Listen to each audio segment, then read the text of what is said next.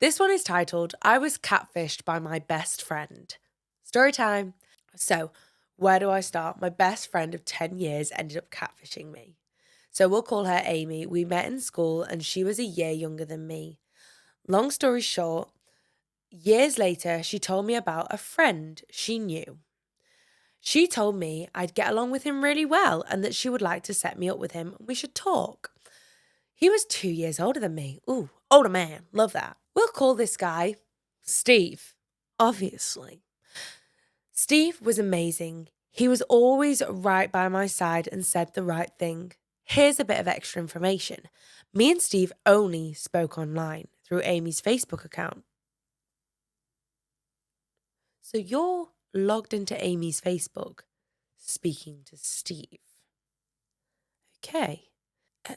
Oh, okay. Sorry. So through Amy's Facebook account. So Steve didn't have an account of his own, which should have been a red flag. Okay. So you're speaking to Amy, but it's actually Steve because he doesn't have an account. So I trusted her. Me and Steve spoke, and like Amy said, we did get along really, really well. Steve also introduced me to lots of his friends online. I never met Steve or any of his friends. It was strange because Amy would know everything me and Steve spoke about.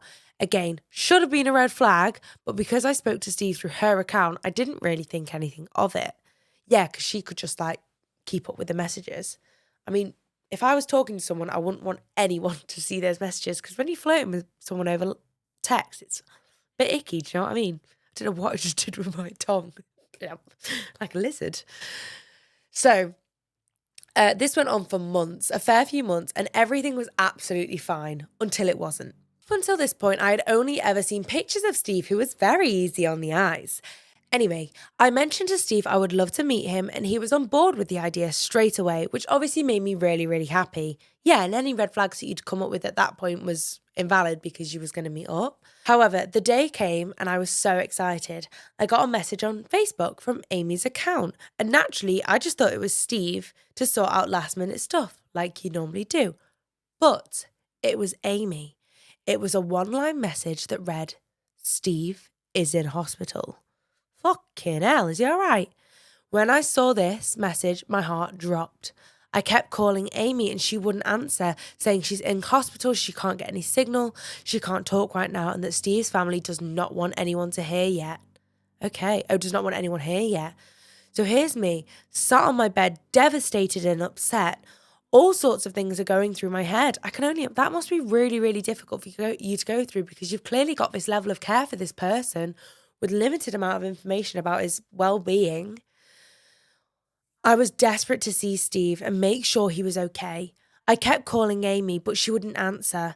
A whole night went by and I got another message that, oh my God, Jesus Christ! I was not expecting that, guys. I got another message the next morning which read, Steve is dead. I lost it, was sat on the floor in floods of tears and I didn't know what to do. She's just killed off Steve. Plot twist. I kept trying to call Amy, but there was no answer, and it got to the point where her phone was turned off. The most fucked up thing of all was Oh, no. The most fucked up thing is I never heard from Amy again until 2 months ago. Wow, I got a message from a number I didn't recognise saying, hi, it's Amy. I'd want to talk with you. Oh, that's rough because obviously she's going through a lot of grief.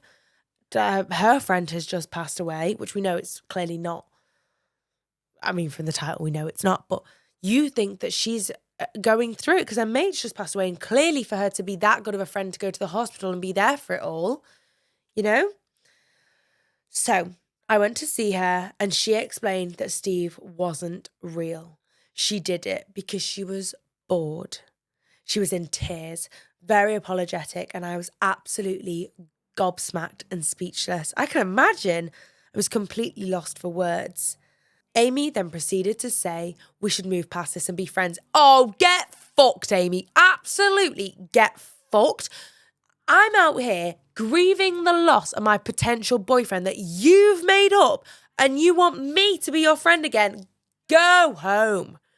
Get out of here, Amy. You can't do that. What the nerve of this girl to think that that's an acceptable thing.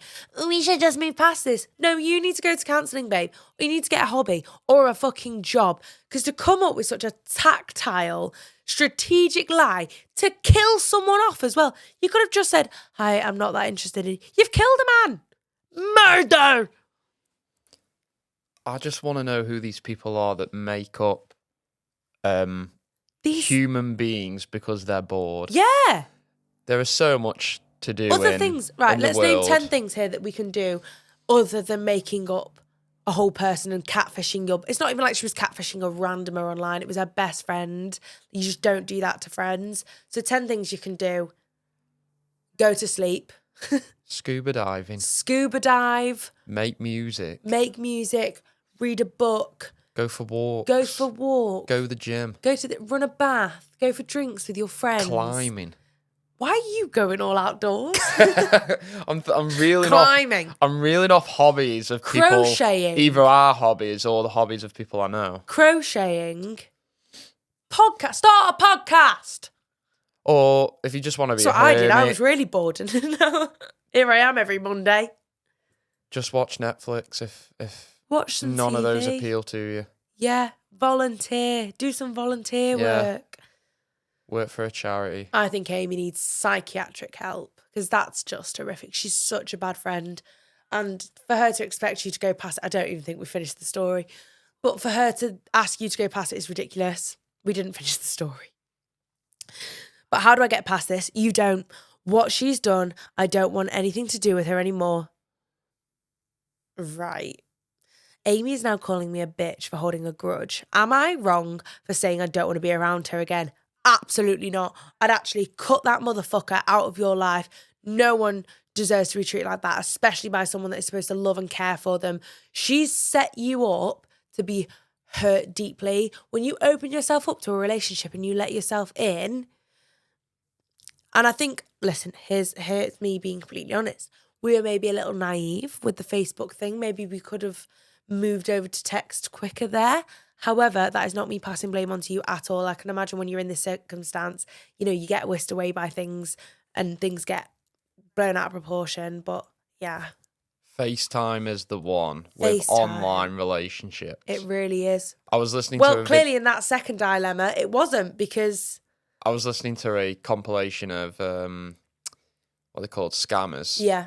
And you know how these... Why, for your own personal gain or...? No, they're just really funny. This guy, he's got a YouTube channel, he hacks into them. So they all work in call centers and stuff. Video evidence, if you will, and guys. he was hacking into all the cameras on all the laptops and stuff. Oh. And then being on the phone to him at the same time and being like, oh, your name is such and such. He got all the addresses and personal details. Anyway, he was talking about relationship ones.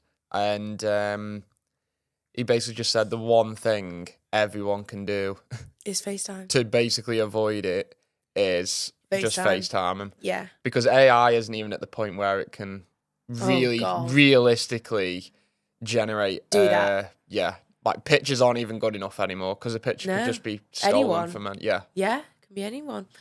So you are not a bitch. You are not in the wrong here at all for holding a grudge. Amy, in years to come, will look back at what she's done and have some bad karma coming her way because that is just barbaric, and I genuinely can't believe that. Please fill my cup. Am I really asking for much? It's been a long week, I'm looking for fun. Please fill my cup. Find me under the sun. SOS, I'm just looking for a good time. Oh, oh, oh, oh. And I'm singing like, whoa.